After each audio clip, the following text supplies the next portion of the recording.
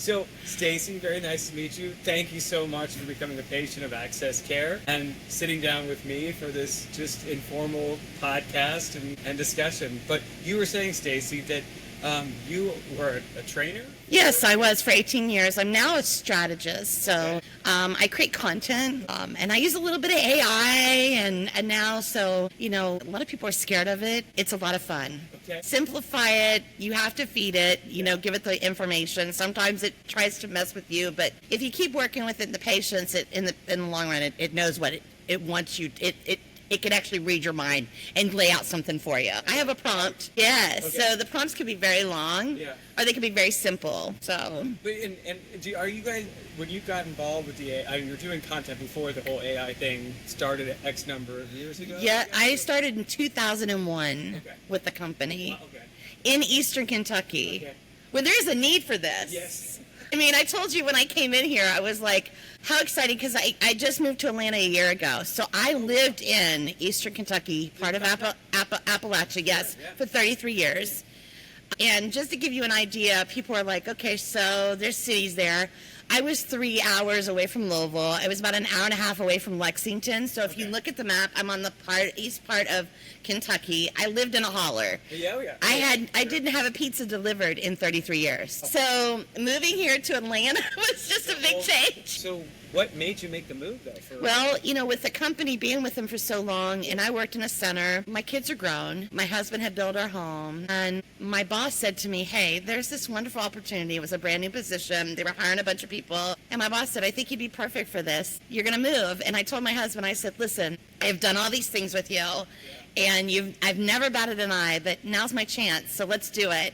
And it was the best move I ever made. Okay, good. I had traveled all over the world for the company. And so how many years now are you in Atlanta? I have been here a little over a year. Okay, so are you beyond the honeymoon phase of any new location, and you've gotten? Oh, I love it here. It's so much to do. Well, I think Atlanta is amazing. Yeah, it is. I'm not very far from work either. I live in the inner perimeter. I'm in Chamblee. So coming here, we did check it out. We went and scoped out a few places, and I was like, oh, I want a house. Let's rent a house, right? And my husband said to me, before we do this and before we bite on something, let's go ahead and take it and see what the drive's like. Well, so think about this. You live in the country. 30 miles might take you 30 minutes. No, 30 miles here is going to take you about an hour 15. And I actually drove 42 miles one way to work every day in Kentucky. So that drive wasn't much for me. There was no traffic. Yeah, at least because you're moving. Correct. Even though it's not that many it's just crazy. When we moved here, my husband said, I'm not going to do that to you. There was an apartment building that was 55 plus, and we moved into a 55 plus community. So you just snuck in, you just say, 55. My husband is, so he's older than that. Cool. When we moved in, the thing I loved about it, people will laugh about this the most, is that there's restaurants below us, there's hair salons, so it's a very urban living. Yeah, for 55 plus. Correct. And then they serve wine free for an hour every Friday. Yes, they do. You're out of here at like 4:15, like, yes, well, I want to go have wine time, So, but I love the things that they do. But the other part of it is that living in the country, for 33 years, I'm now living a totally different life for the next part. And then to come here and know that I can come right out of my office and get dentistry done right here. I am, because this has been amazing. I've watched it for an entire week. I came in yesterday, grabbed a piece of paper because I was looking at all the things that were offered. And then I was like, oh, they're offering dentistry. I don't have a dentist here yet. So I scanned the code. There was openings all day today. So I'm like, I'm going to get an opening. I told my boss, I said, hey, I'm going to go down about 1 o'clock, get my teeth cleaned.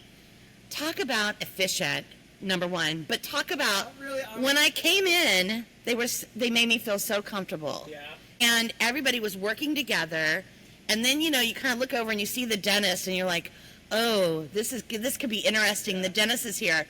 Normally, when I have went to the dentist, and this is what I liked about it, normally I don't see the dentist till the end of the session. I liked it that he came over first. He was the first person, once I got in that chair after the x-rays, came right over and talked to me.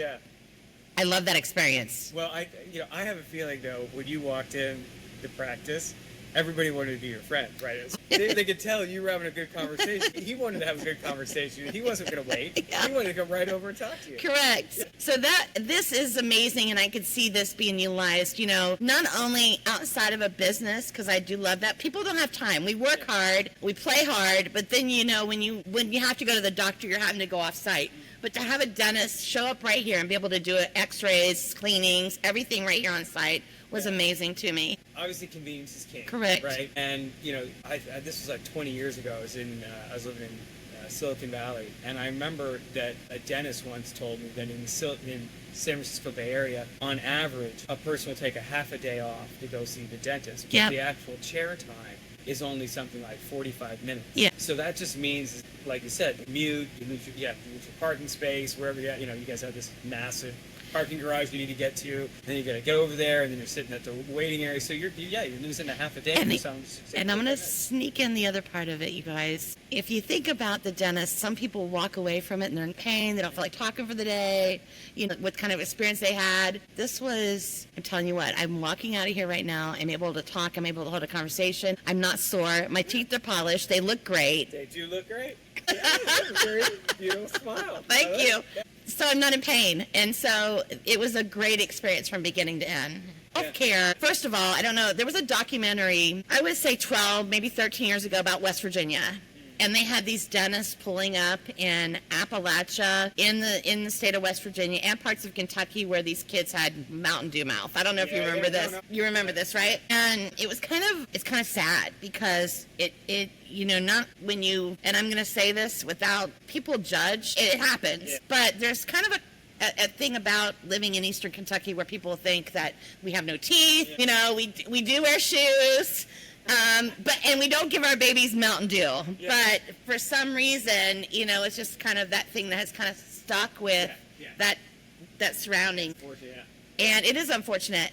I could see this being utilized. Well, what a way. So that's awesome. 20 years ago, I guess it was around 2004. Yeah. I created a nonprofit for doing dentistry for underserved community members, and we started with healthcare for the homeless. Yeah, that's amazing. And then got into doing for Ryan White patients. So from that perspective. Oh my gosh. And then we did start doing some migrant farm workers, and so the foundation is still going today, and it's doing great. It's primarily just for Northern California, but clearly there's going to be more of a demand in other parts of the country. I could see it. And I remember from the healthcare for the homeless perspective, it was the number one concern that people who had been homeless, that were on their way back to getting back into the work world, the number one concern they had was their smile. Because correct. Obviously, if they're homeless and they have teeth, they're trying to go out and find a new job, and they're already self-conscious, if you will, correct. Being out of the work world for a while, and from their past experiences, and they don't have a full smile. So it was really rewarding to be able to give that back. But I coming from Indiana, it really makes me think as what you said about Kentucky and West Virginia. I'm gonna have to make a new focus towards the Midwest. You've been here a year. Yeah. And your husband's over. Did he? Yeah, he obviously. He retired in October. So. Bravo. So I told him. I said, "Listen, you're gonna follow me on this journey, and." This is kind of us dating again. Our kids no longer live at home, and now we've got 5 grandchildren. So it's like, okay, so I'm gonna make a deal with you. He's 40s again. He was in business for himself for over 20 years, and I was like, so if you move with me, I'll buy you a new truck, and all you have to do is just keep me company, make dinner every night when I come home from work, and then drive me to work and pick me up. And he does. He comes every day with the dog. Oh, that's. And drops me off at work, picks me up from work. I knew you got great stories. This is a great story. Yeah, and you talk about dating. We are dating over and over again now. So when we have to take a trip home, which is 6 hours, we're getting ready to go to the beach in 2 weeks. We'll drive it. Yeah. It's just, we hold hands, we talk. I know, and I love it because guess what? You got a good one. I do, but the other part of it is you can start life over. Yeah. You don't have to be stagnant. Yeah. And I think changing the environment for us was a big win for us because you want to try all these new restaurants and things that you've never done. And it's not like you knew this was going to happen. If I want to retire, but I'm like, I love my job so much and the people that I work with that I want to stay here. And then I've made new friends here too. I was going to ask that. Yeah. So In eastern Kentucky, yeah, 42 miles one way. One way to an AT&T office. So Yeah. It wasn't like, and maybe with the pandemic or anything. Correct. But you had a network of the AT&T. I traveled all over too as well. So Okay. as a trainer, I was gone quite a bit. Yeah. So my husband would actually have to drive to see me because I was gone so much. But I don't have to do that now, but I do love traveling. Yeah. And so I would go, this is why I say it's so fortunate. I would go as far northwest as Seattle, Washington, and then I would go to Miami, Florida, Austin, Texas. So it's not like they sent me to really boring places, right? No, I mean, The places that they sent me to go train and incorporate call center, delivery were amazing places that helped me not be stuck where I lived and helped me create bubbles outside of my box that I lived in. This is a really interesting story. What a great, what you said about having this new kind of life with it and new friends. Yes. And so, as you said, you want to stay on even after 55 and Correct. one more year. I mean, would you say that you could see yourself with the company? Things are as great as that it is, and let me get these. This is a lot. Look at me. English is hard. If the company keeps doing what they're doing and allow us to keep trying new things like the AI and incorporating things that keep people interested and keep things engaging and keep the environment that we have. Oh yeah, I could see me being here for 5 years, 6 years, 10 years, another 10 years. Yeah, because cool.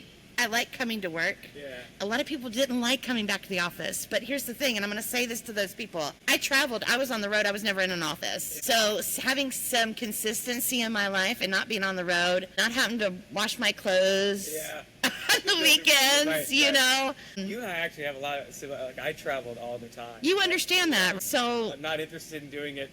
Certainly for my wife. And I have peers of mine that'll be like, I don't want to have to go to the office, and if I had a chance to work from home, I would. I understand that, but I've been on the road so much that I like this consistency and having a place I can come to. The other part of it is, too, I'm working in a room with people that work for different other organizations of the company. Yeah. And I'm learning from them as well. Yeah. And they're learning from me. So you kind of have this situation where you're learning. And it don't matter where you came from or what you did or what college degree you have. Or we all have something in common. That's what I find interesting about it. So I'm 51, and I live half the time in Dubai. Yeah. And I just got back from Dubai. So I'm a little bit, sorry if I'm a little bit... So you're married. Yes. Is your wife travel with you, or does she live in Dubai? So we met in Dubai. Okay. In 2021. Oh, that's awesome. And then by 2023, we came to the United States, and then she got married, did the green card process.